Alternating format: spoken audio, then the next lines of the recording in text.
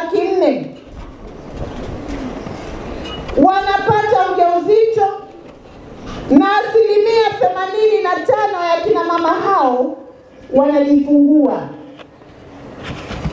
Na wanapojifungua, mara tu baada ya watoto kuzaliwa, wale watoto wanakwenda katika uasilia wa hali ya kibinadamu. Watataka kujisaidia na watataka huduma za afya. Watataka huduma za kuwalinda na magonjwa.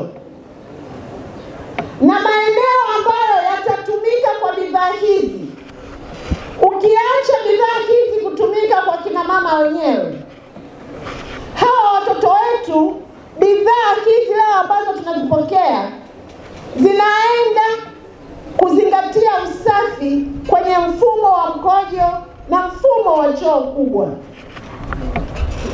Magonjwa yanayotokana na maambukizi kwenye mifumo hiyo yasipopata matibabu kwa haraka ndiyo yanayopelekea pia magonjwa haya makubwa yasiyoambukiza, ikiwemo uambukizi wa magonjwa ya figo.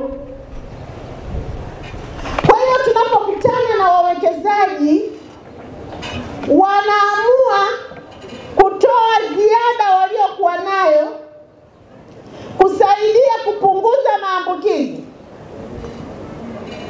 Yako mahusiano ya mifumo ya haja ndogo na viungo vingine ambavyo viko ndani ya mwili wetu, lakini tunataka kuwalinda watoto na kuwafundisha wazazi kuwalinda watoto kutokana na madhara mbalimbali ambayo yanaweza kuwa ni visababishi kwenye mfumo mzima wa choo ndogo, mfumo wa choo kubwa, na kuwakoa na kutufundisha usafi.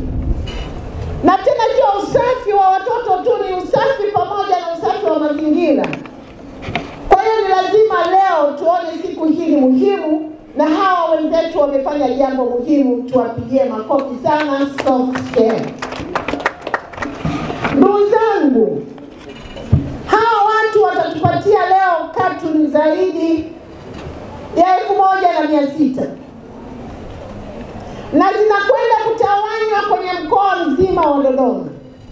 Na Mheshimiwa Mkuu wa Mkoa amesema kila halmashauri na hospitali ya wilaya na bidhaa hizi zitakwenda kutolewa, na zitakwenda kuwakuta wale ambao ni vulnerable group, wale wanaohitaji na mahitaji hayo wangetamani kuyapata, lakini uwezo ni mdogo. Tunawashukuru sana. Naungana na mkuu wa mkoa, bidhaa hizi ni za moto.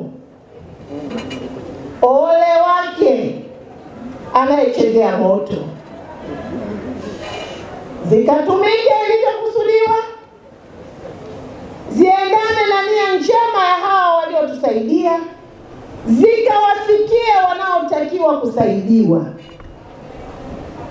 Lakini papo hapo nitoe wito kwa makampuni mengine, wanapokuja kutoa mkono kwa jamii, waikumbuke sekta ya afya. Sekta ya afya mahitaji bado ni mengi.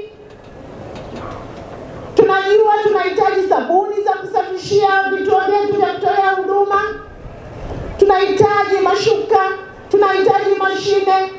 Serikali inaendelea kufanya majukumu hayo, lakini pia tunawashukuru wale wenzetu ambao wanaona umuhimu wa kuja kusaidiana na serikali kama kampuni hii inavyofanya leo.